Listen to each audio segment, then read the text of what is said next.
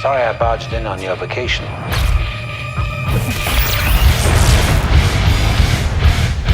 Mr. Hunt, I don't quite know where to begin. You know me? No.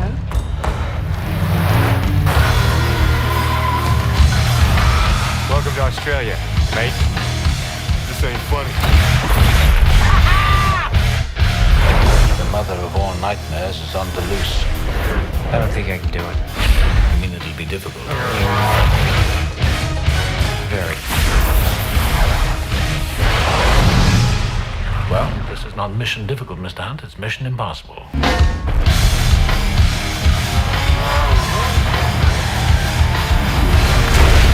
Difficult should be a walk in the park for you.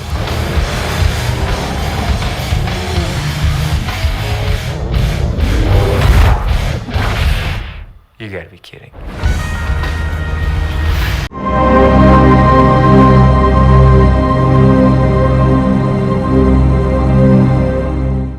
Hey everyone, my name is Prism, and welcome all to another video. Today, I'm going to be continuing my mission, which I've chosen to accept. My mission of watching all 8 Mission Impossible films, reviewing them, and ranking them from worst to best. And today, I'm going to continue with the second installment, Mission Impossible 2, from 2000. Now, Mission Impossible 2, or MI2 for short, was directed by John Woo, and it is a very different film in comparison to the first one. I really like Mission Impossible 2. I think there's some fun action set pieces, but I do think it is the weakest one out of all the films. So, with that said, let's dive into MI2.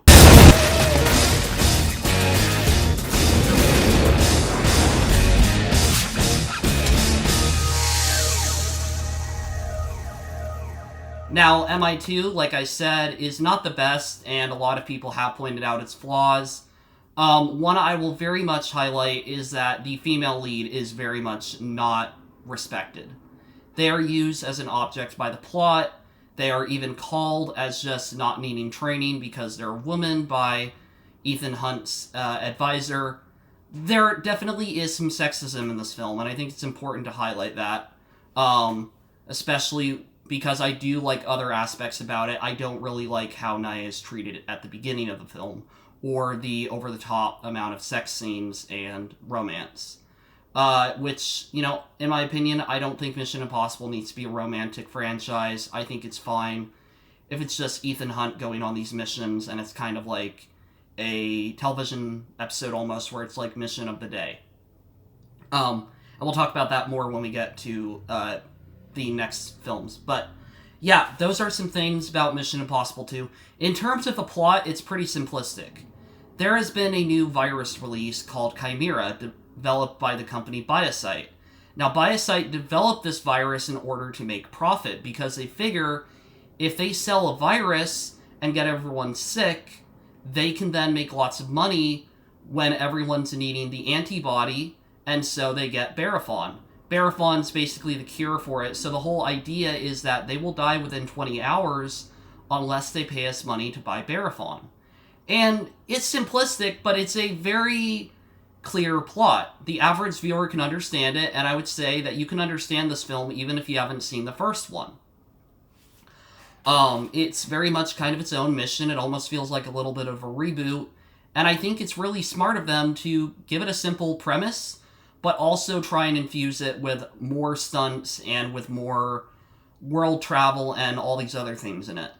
Because Mission Impossible 2 is set, for the most part, in Australia and Arizona. I can't remember which one of it is, but the beginning of the film opens with Tom Cruise climbing a cliff.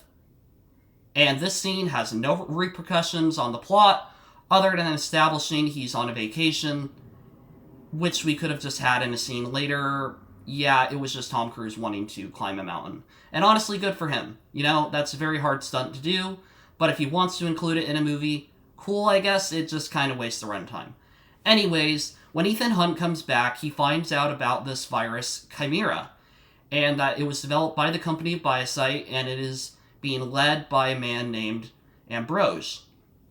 Now, Ambrose was in a relationship with Nia, and so Ethan Hunt is assigned to coax Nia into actually resuming that relationship with Ambrose. And so, of course, things go wrong. Ethan Hunt has to save the day. But I think the action set piece where he does come and save the day at the Biosite headquarters is a very, very fun action sequence. The film plays it like an actual mission with him having to sneak through the roof, and I really like how they show the two different teams, Ethan Hunt and Ambrose, to kind of show this is what he's planning, and this is what the villain knows he's planning. Kind of giving you that almost like deeper edge to it, wondering when the cord's going to be pulled out from under him. When he's going to have to adapt to the fact that the villain knows his every move. And one of the other important things, too, is that there are a lot more masks in this film. And so, one of the times that a mask is used is when Ambrose disguises himself as Ethan Hunt. And this is a very smart scheme because he's able to convince Naya to do whatever Ambrose wants of her. When it's Ethan Hunt, being disguised as Ambrose. So it's basically Ambrose hiding and telling her, hey, do whatever you want, or do whatever I want. Meanwhile, he's really the villain. It's a really interesting way to actually pull that. And I like that they didn't just try and kidnap her or something like that. They gave her full agency in succumbing to Ambrose's actions. I also like, too, that the action scene is very action-packed. It's definitely not Mission Impossible once the alarm bells go off. You can very much tell that John Woo was more worried about it being an action film than a spy movie. In part to why there's literally a 3-minute shootout sequence. But I actually really like that they do this, because when they bring it to a halt, they bring a whole new element into the puzzle.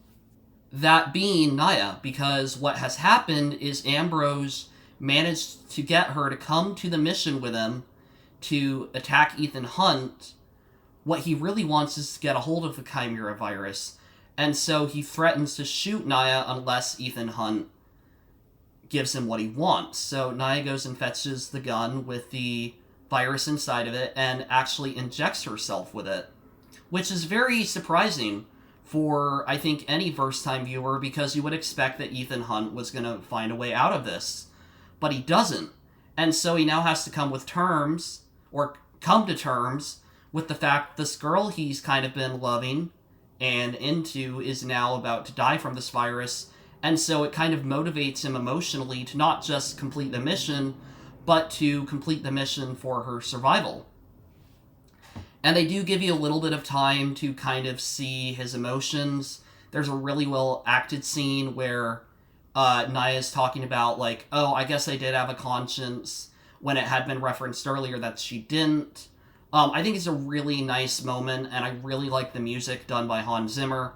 And I love that we end the scene with Tom Cruise doing what he always does and jumping out a window. Another thing that I also like about the film is the third act. Now, I think the third act definitely has a lot of problems. For one, there's a lot of slow motion. There's a lot of Tom Cruise running through fire, running through doves. It definitely becomes doing stunts just for the heck of action over doing a really complicated stunt. I'm not saying that, running through this fire thing is easy, but it definitely does not feel the same as Tom Cruise on top of a train on a railroad. It does not feel the same way. Even if they had to use visual effects for that, there is this sort of adrenaline feeling that you're getting, whereas with this, it just feels like an average car chase kind of thing. But of course, being Tom Cruise, it ends up with him doing stunts on a motorcycle. And then we literally have motorcycle jousting and a final battle between him and Ambrose.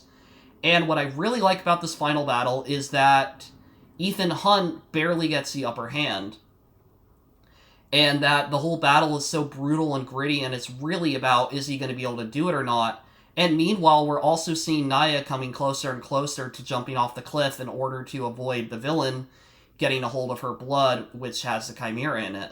But of course, everything seems to be fine until the villain pulls out a gun at the last second. And then Ethan Hunt manages to dodge and shoot the villain first. And I'm gonna be honest, it is kind of over the top. It is a very fun action scene. The entire film is filled with fun action sequences, But this isn't really Mission Impossible. It came more about just doing stupid action moves than doing really death-defying stunts. Like, I'm not saying that these aren't cool things to do, I'm just saying that I can totally see why some people would not be pleased with this film, because it does feel like it's a little bit too cheesy. It does feel like it's just some average guy trying to do crazy things. It doesn't feel too much like this is Tom Cruise doing this really complicated stunt. With that said, you know, I like Mission Impossible 2. I think it's got a lot of fun parts to it. I think the first act you could totally cut and restructure. I think the first act, they restate the objective way too many times. I think that there's way too much sexual content. And I just think the treatment of Naya as a character is basically as an object to the plot. And, of course, the romance does not feel very well developed. And, honestly, the car racing at the beginning of the film, where they're trying to, like, you know, race each other, see who can catch up, it goes a little bit over the top with the slow motion music and, like, visuals of it. You definitely could have cut some of that out. But overall, I think Mission Impossible 2 is a very fun film, but I think I would call it the worst film.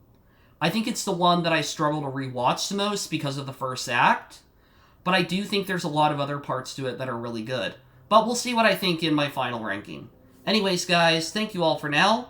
I hope you enjoyed, and I will see you soon with Mission Impossible 3. Bye!